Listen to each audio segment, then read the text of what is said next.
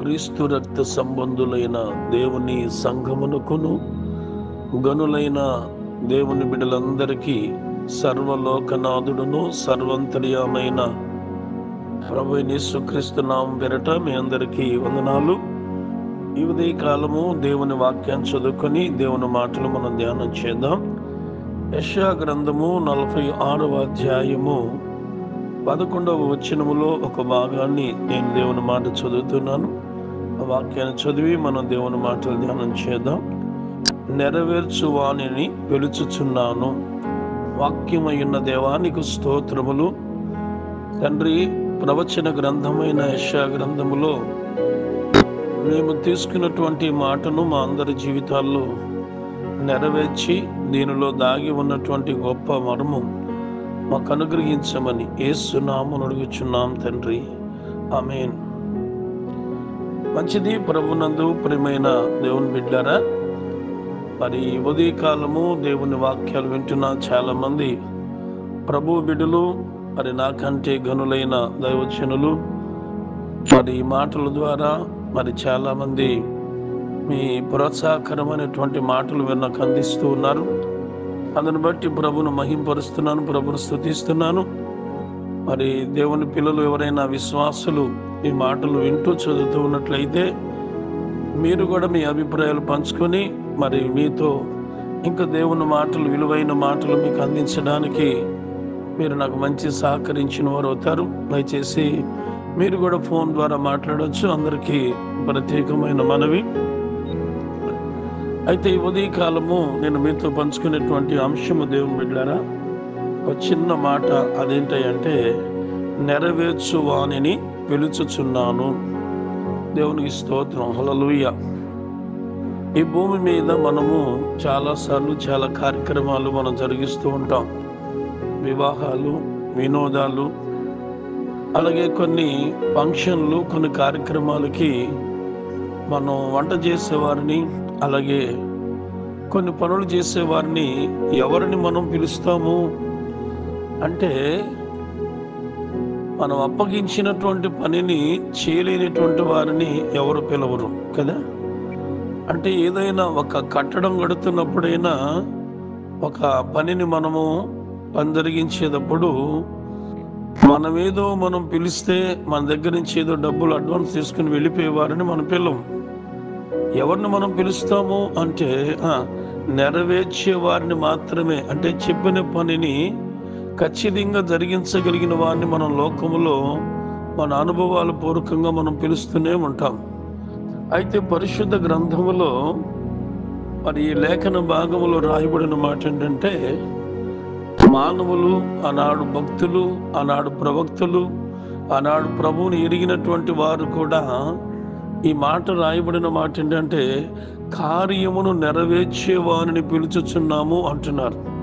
అంటే మానవుడు తన జీవితంలో ఏ కార్యం జరగాలన్నా ఆ కార్యము నెరవేర్చే వారిని పిలుచుచున్నాము అని ఆ వచనమంతా కూడా మనం చదివినప్పుడు చాలా వివరణ ఆ వచనంలో కొంత మనకుంది. అయితే ఈరోజు దాన్ని తీసుకునేటువంటి అంశం ఏంటంటే, నెరవేర్చే వానిని పిలుచుచున్నాను. దేవునికి స్తోత్రం, హల్లెలూయా. కనుక ఎవరు ఆ పని చేయగలరు? ఆ నెరవేర్చే వానిని ఎవరు పిలుస్తారు? ఆ పిలవటానికి ఆ వ్యక్తులలో ఉండేటువంటి లక్షణం లేక స్వభావం, ఎవరిని ఎలా పిలుస్తారు, ఆయన్ని ఎలా పిలవగలుగుతారు అంటే, దేవుని వాక్యంలో చక్కని మాట రాయబడింది. లూకా రాసిన సువార్త 10వ అధ్యాయము 42వ వచనములో ఏమని రాయబడిందంటే, ఉత్తమమైన దానిని ఏర్పరచుకున్నవారు. ఈ మాట జాగ్రత్తగా మనం వాక్యంలోంచి చూడండి. తర్వాత ఉత్తమమైన దానిని ఎవరైతే ఈ లోకములో మరి ఏర్పరచుకుంటారో వారు మాత్రమే నెరవేర్చేవారెవరో. ఏ విషయాలలో దేవుడు నెరవేరుస్తాడు, ఎప్పుడు నెరవేరుస్తాడు, ఆ నెరవేర్చడానికి ఎవరు అంటే గమనించినట్టు మొదటి మాట, ఉత్తమమైన దానిని ఏర్పరచుకున్నవారు. ఏమిటి అంటే దేవుని బిడ్డలారా, యేసయ్య పాదాల దగ్గర కూర్చొని ఆయన వాక్యము విని ఆయన వాక్యమును నమ్మి, ఆయన వాక్యం మీద మనస్సు పెట్టి, ఆయన వాక్యమును హృదయములో నింపుకోవటమే ఉత్తమమైన దానిని ఏర్పరచుకున్నావు అనే వచనంలో చెప్తూ ఉంది. దేవునికి స్తోత్రం, హల్లెలూయా. అంటే ఉత్తమమైనది ఏంటి అంటే దేవుని బోధ, దేవుని వాక్యం. ప్రభువు పాదాల దగ్గర కూర్చొని ఆయన మాటలు విన్నటువంటి ఒక స్త్రీని ప్రభువు పలికిన మాట కదా ఇది. అంటే ఉత్తమమైన దానిని ఏర్పరచుకున్న వారు ఏం చేస్తారు?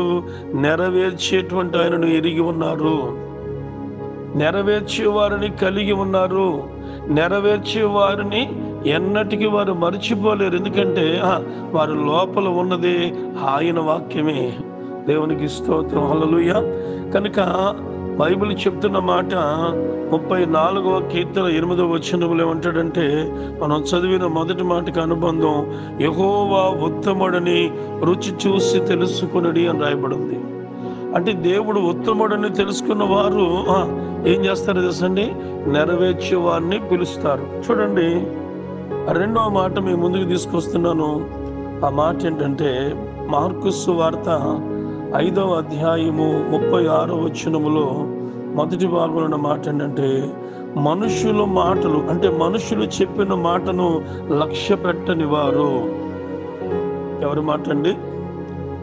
అంటే మనుషుల మాటను లక్ష్య పెట్టకుండా రక్షకుని మాటను లక్ష్య పెట్టగలిగిన వారు, విమోచకుని మాటను లక్ష్య పెట్టిన వారు నెరవేర్చే వారిని పిలుస్తారు. దేవునికి స్తోత్రం, హల్లెలూయా.